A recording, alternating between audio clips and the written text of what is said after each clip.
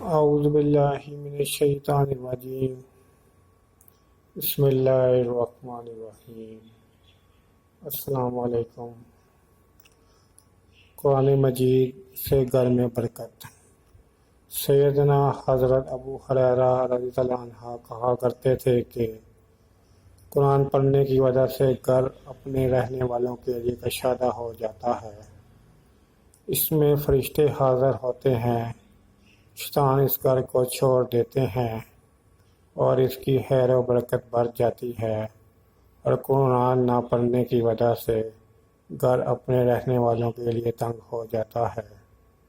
اس میں فرشتے اس کو چھوڑ دیتے ہیں، شیطان اس میں بصیرہ کر لیتے ہیں اور اس کی خیر و برکت کم ہو جاتی ہے۔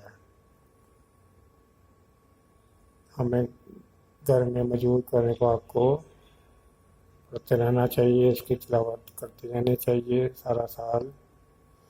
اگر آپ کو میری یہ یوٹیوب ویڈیو اچھی لگی ہے تو اس کو لائک کریں، شیئر کریں اور میرے یوٹیوب چینل جیسا موقع کو سبسکرائب کریں۔ شکریہ۔